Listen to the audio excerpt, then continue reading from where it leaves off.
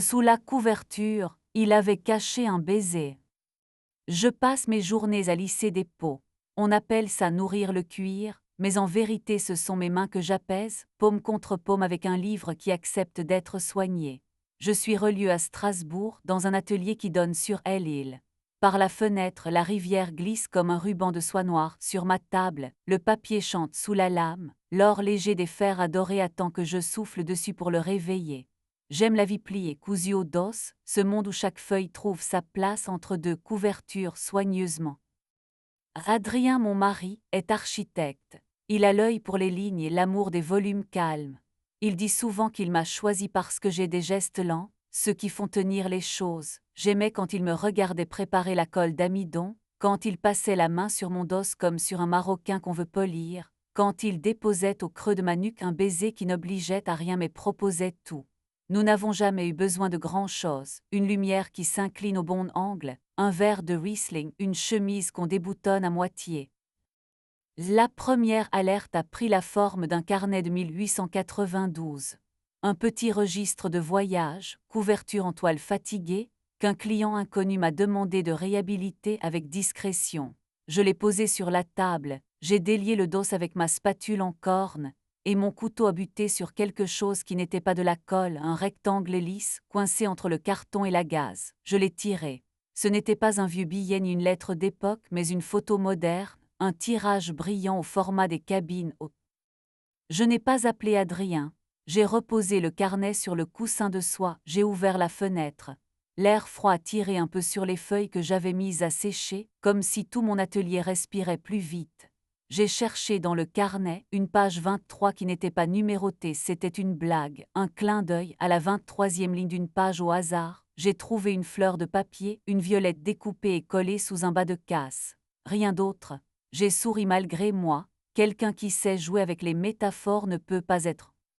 Le soir, Adrien est rentré tard, les cheveux froissés comme après la pluie, l'odeur discrète d'un parfum féminin sur son écharpe. On a posé les premiers panneaux pour l'école sur les quais, a-t-il dit. Les parents d'élèves étaient là, ça s'éternise toujours.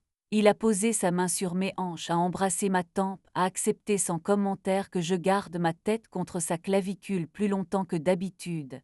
J'ai reconnu le mensonge dans la manière dont ses doigts avaient un rien de délicatesse en plus. Je n'ai pas demandé. Je sais par mon mais. Le lendemain, un autre livre m'attendait sur le seuil. Pas d'adresse, juste mon nom d'une écriture nerveuse, élégante. À l'intérieur, une édition bon marché de la princesse de Clèves avec des passages soulignés, les mêmes que j'avais entourés autrefois au lycée. Entre les pages 121 et 122, une carte d'hôtel pliée 3 fois avec un numéro de chambre écrit au stylo bille. L'encre avait bavé comme si quelqu'un l'avait serré dans sa main trop longtemps. Il y avait aussi collé au rabat de la jaquette l'initiale C, au feutre. J'ai appelé le numéro anonyme qui accompagnait la commande. Une voix d'homme a décroché douce, légèrement enrouée. Atelier de reliure, bonjour. Bonjour Madame Delcourt. Il connaissait mon nom. Je m'appelle Luc. Je travaille la calligraphie et la dorure à Strasbourg. On m'a demandé de vous déposer de quoi, comment dire, inspirer votre prochain chef-d'œuvre d'œuvre. Et qui est-on? Une cliente qui vous admire et qui n'a pas votre adresse. Je suis juste le facteur. Son rire ne se payait pas ma tête. Il y avait dans son timbre quelque chose. Si quelqu'un voulait m'humilier, il le faisait avec goût. Je me suis réfugié dans les gestes que je connais, j'ai lavé un vélin, j'ai préparé une tranche-fil bicolore, j'ai goudronné un dos au noir de fumée très fin pour le velouter à la main. Quand Luc est passé pour reprendre le livre, il n'a rien demandé. Il s'est contenté de regarder mes doigts travailler, il s'est approché une fois, juste assez pour poser son poing au bord de ma table, un geste anodin, sauf que son poignet effleurait le mien chaque fois que j'avançais la bande de papier jaune. Les jours ont pris une texture étrange. Adrien partait plus tôt, revenait plus tard, avec des phrases qui sentaient le carton neuf, du genre « on garde le cap ». Parfois, il me regardait avec cette intensité qui ressemble à un pardon demandé d'avance. D'autres fois, son regard glissait sur moi comme on passe devant une vitrine sans entrer.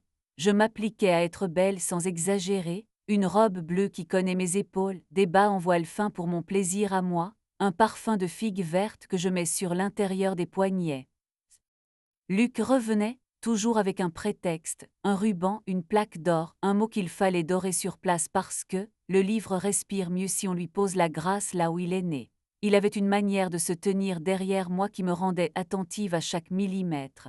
Quand il guidait ma main avec la sienne pour m'apprendre à poser la feuille d'or sans la froisser, sa paume couvrait la mienne, son souffle touchait la courbe de mon oreille. Il disait « Laisse la chaleur faire, elle a de bonnes manières. Sa bouche n'a pas touché la peau, non. » Je ne savais pas si Luc était mon complice ou le messager d'une femme qui prenait plaisir à me tenir en haleine, mais je n'étais plus victime. Je décidais de chaque geste, si je voulais ouvrir, je le faisais, si je voulais fermer, je fermais. Le troisième paquet qu'il m'a déposé était une Bible de famille lourde, merveilleuse avec des gardes marbrés au peigne. Dans la doublure, j'ai trouvé un ticket de caisse pour 2 coupes de crément à l'hôtel Régent Petite-France, un dimanche soir, à l'heure où Adrien m'avait dit qu'il dînait avec un maître d'œuvre. Je me suis donné une date, le gala de l'agence d'Adrien, dans un ancien entrepôt de tabac reconverti en verrière. Il m'avait demandé de relier un grand livre d'or pour l'occasion, un exemplaire où les invités signeraient, où les photos seraient collées plus tard, chic, patrimonial. J'ai accepté. Et j'ai décidé d'y glisser un mécanisme qui me ressemble, quelque chose de doux, de propre et d'implacable. Sous la couverture en veau grenat, j'ai installé une sous-couverture en papier thermosensible, celle que j'utilise parfois pour les effets de thé. Le soir du gala, j'ai mis ma robe bleue. Adrien m'a regardé longtemps avant de dire « Tu es spectaculaire ». Il a pris ma main, a glissé ses doigts entre les miens avec douceur. Nous avons marché dans la verrière où la lumière faisait des angles dorés sur les visages. Luc était là, on l'avait engagé pour calligraphier les noms des donateurs à l'encre brune sobre magnifique. Il n'a pas cherché ma bouche, il m'a offert un sourire qui disait « Je sais tenir ma place ». J'ai posé le livre d'or sur sa table, il a caressé la couverture d'un. Ils sont arrivés à la 2e heure, Adrien un peu trop rapide et derrière lui cette femme que j'avais vue sur la photo. Pas un triomphe, une inquiétude, un pas contenu, une main sur son sac comme on tient à une bouée. Elle n'était pas mauvaise, elle était amoureuse, ce qui parfois est pire. J'ai posé mes doigts sur la reliure pour leur montrer souriante ou signée. Passez la main, ai-je dit, passez la main. Adrien a posé sa paume sur le cuir, exactement là où la chaleur allait réveiller la phrase. Ses yeux ont vacillé quand les lettres se... Je n'ai pas fait de scène, je lui ai demandé de sortir prendre l'air, et nous nous sommes retrouvés sur la passerelle qui relie la verrière au bâtiment administratif.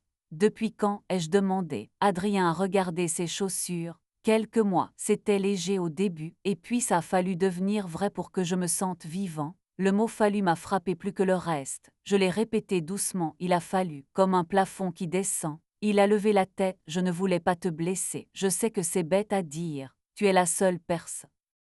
Je suis revenu vers la table de Luc. Il s'était éloigné pour qu'on ne le confonde pas avec mon décorateur. Quand il a senti que je me tenais à côté de lui, il a posé son crayon. Je peux vous emprunter 2 minutes de silence, m'a-t-il demandé. J'ai souri. Nous avons traversé la verrière et trouvé un coin où une plante verte faisait écran. Il ne m'a pas embrassé tout de suite. Il a seulement pris mon poignet, l'a soulevé à hauteur de ses lèvres et a soufflé sur la peau là où bat la vie. Tu trembles encore, a-t-il dit. Les jours suivants ont eu la couleur du papier ivoire. Adrien a dormi chez son frère, j'ai dormi au milieu du lit diagonal tranquille avec la sensation de respirer plus largement. Il m'a écrit des messages droits, je suis là si tu veux parler. Je lui ai répondu honnêtement, je veux surtout m'écouter moi. Camille m'a envoyé un mail étonnamment courtois, je n'ai pas voulu te nuire, je me suis menti à moi-même, pardon, je l'ai remercié pour sa politesse, rien de dramatique. Les drames m'ont toujours paru moins tenaces que les petits. Resté à sa place de lumière. Nous avons travaillé ensemble, parfois jusque tard. Il y a eu des soirs où nous avions faim de nos mains, alors nous avons dîné dans mon atelier, assis sur des caisses, pain craquant, fromage trop fait, vin engorgé prudent, et nous avons laissé les lampes chaudes faire des halos sur nos peaux. Nous n'avons pas joué à nous déshabiller à toute vitesse. Nous avons préféré les portions de peau libre déjà offertes par les manches relevées, par la nuque dégagée pour attacher les cheveux, par le genou qui se découvre quand. Un matin, j'ai reçu de la part d'un client lointain une collection de lettres à relier en demi-chagrin bleu. J'ai eu envie d'écrire sur la première page, en lettres d'or, je relis ce que je peux, je laisse libre le reste, je l'ai fait d'une main sûre, j'ai appelé Adrien dans l'après-midi, Nous nous sommes retrouvés sur le quai face à la cathédrale qui paraît veiller sur les gens comme un parent fatigué.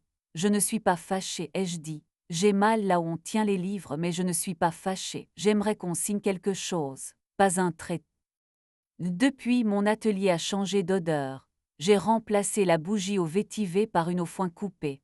Mes clients disent que ça sent la page qui vient. Je continue à lisser des pots, à dorurer des titres, à souffler sur la feuille d'or pour qu'elle adhère juste à ce qui la mérite.